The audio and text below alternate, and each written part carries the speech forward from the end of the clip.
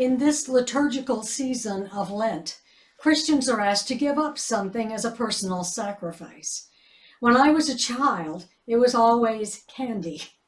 I never managed to make it through the full 40 days. At any rate, I thought it appropriate on the anniversary of the pandemic that we take a look back at some of the things we've sacrificed over the year.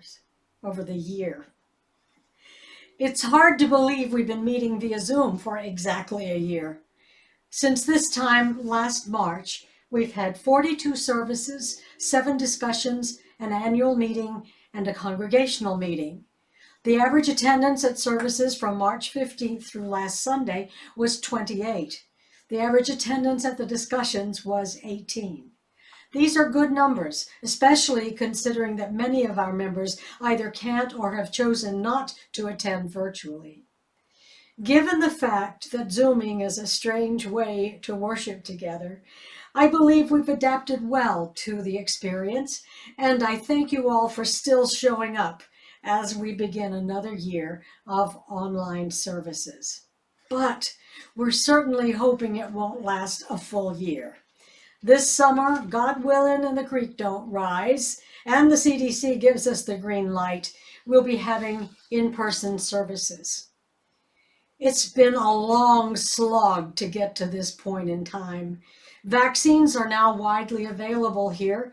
Daylight savings time is here, and I don't know about you, but I'm beginning to feel like the light at the end of the tunnel isn't a train anymore.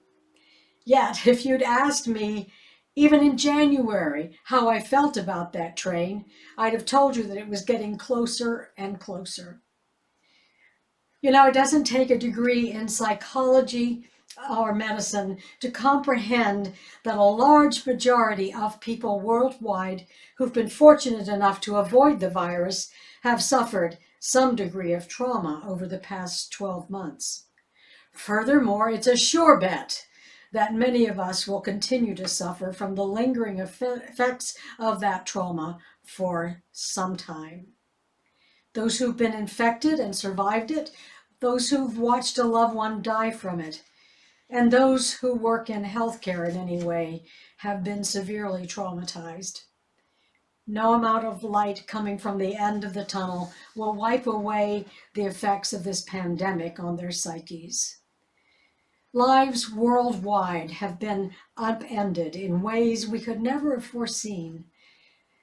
I was a teacher for far longer than I've been a minister, so I tried my best to stay away from lecturing in my sermons.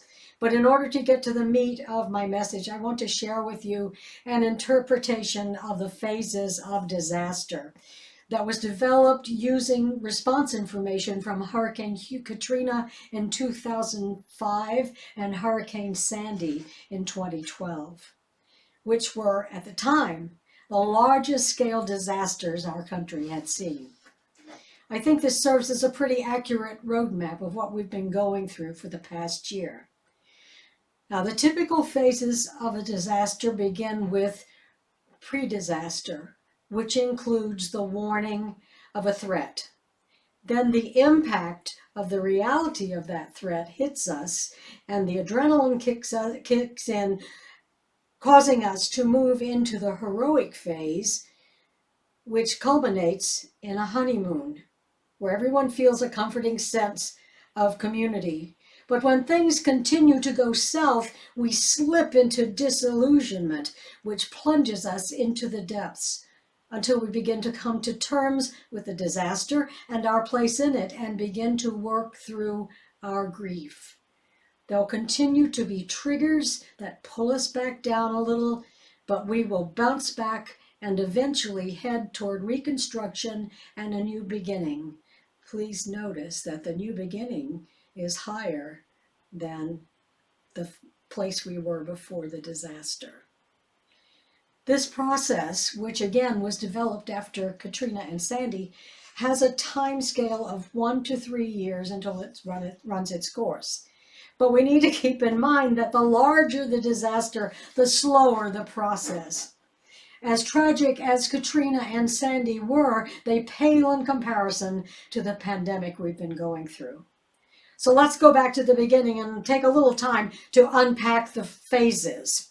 We begin with the warning of threat phase. Do any of you know the story of Cassandra?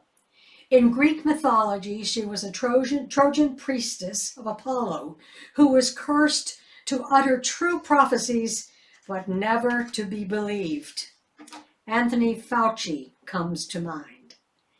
The warnings of the reality of the COVID-19 threat continued for several months, particularly through the heartbreaking pleas of doctors and nurses for PPEs. This melded into the impact phase, during which most of us finally came to comprehend the enormous reality of the threat and began to rise from it heroically. We were not going to let this virus get us down. We would sequester ourselves for as long as it took to beat it back. Even though we couldn't be together in reality, we'd find creative ways to be together virtually. We were all in this together. United we stood. And that heroic attitude led us into the honeymoon phase. I have a photo of a very large sign someone had fastened to a lamppost. This is what the sign said. And then the whole world walked inside and shut their doors and said, "We will stop it all, everything, to protect our sicker ones, our older ones, our weaker ones." And nothing in the history of humankind felt more like love than this. When social activist Dorothy Day was 8 years old and living in San Francisco, she survived the devastating 1906 earthquake, which was followed by a fire, a blazing inferno type, and a tsunami. In 1938, in her book From Union Square to Rome, she vividly recalled the event. What I remember most plainly about the earthquake was the human warmth and kindliness of everyone afterward. While the crisis lasted, people loved each other. They realized their own helplessness. It was as though they were united in Christian solidarity. It makes one think of how people could, if they would, care for each other in time of stress, unjudgingly, with pity, and with love. I must admit that as I saw people all over the world beginning to lock themselves in against the virus, I felt more positive about the human race than I ever have.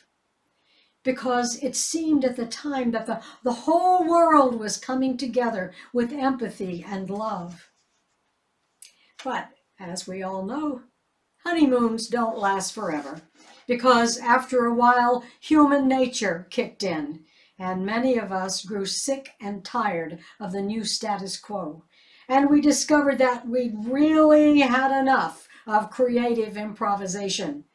All that we've lost began to gnaw at us. And before we knew what was happening, we slipped into disillusionment and inventory phase. Our losses have run the gamut, from dealing with small irritations to processing the loss of life. Meeting friends for coffee, dining in restaurants, partying, shopping for non-necessities, going to the gym, worshiping together, singing together, classroom instruction, face-to-face doctor visits, being able to be with loved ones, particularly the elderly who thrive on socialization. And the worst tragedy of all, the inability to be with family members as they've died. It's been difficult, especially for us in the United States, as the virus became a political football with maskers versus anti-maskers, vaxxers versus anti-vaxxers, opening up versus remaining closed. Now, with the coming of the vaccines, we're ripe for the reconstruction or recovery phase. But an article from UU Trauma Resource Ministry points out that the timing of this phase for a pandemic is not known and will vary for different communities and individuals. Some people, like nurses, doctors, med techs, and undertakers, may never completely recover, nor will those who lost loved ones. Those who have lost their businesses or jobs or homes or a whole lifestyle they thought was perfect, or nearly so, will spend many years recovering their lives. And the huge question for me has become, how will they? How will all of us recover? Recovery indicates a return to normal, of rebuilding what we've lost. But should we really think in terms of rebuilding? Or should we think more in terms of reshaping our lives and the world by taking a different path toward recovery? In her powerful poem, The Hill We Climb, delivered at President Biden's inauguration, National Youth Poet Laureate Amanda Gorman said, "And yes, we are far from polished, far from pristine, but that doesn't mean we are striving to form a union that is perfect.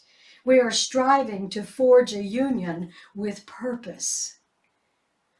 Should we choose the path of reshaping our lives, the destruction wreaked by COVID-19 has given us a golden opportunity to rise out of the ashes of a failed political and economic system into a reimagined system that finally serves all people, so that our country's motto, E pluribus unum, out of many one, is no longer just a slogan, but an idea that can sweep us into a new era of hope, love, and compassion.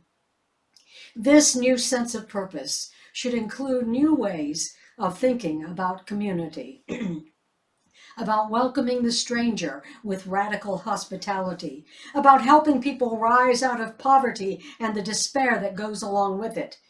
That new sense of purpose must ensure that the inherent worth and dignity of all people is respected and cherished.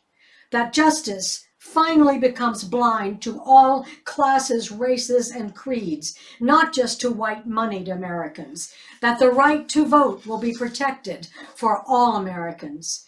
That the reclamation of our amazing Earth home has a higher priority than that of Mars or the moon. That the many ways we tend to our spiritual needs will be honored and respected, with no religious sect forcing its beliefs on others. If we want to help affect these and other changes in the way the world works, we've got to take a stand by confronting the wrongs and injustices we experience every day. It begins by seeing things through the lens of purpose, by asking ourselves, why are we here? To paraphrase Mary Oliver, what do we really want to do with what's left of our one wild and precious life? What new vision might you be able to offer to a purpose-driven world? May you and that vision help to heal the world. Amen. As we move together into an unknown future, may we all do our part to move the world in the direction of peace, love, and compassion. Because the answer to the question of what are we here for, must be each other. Amen.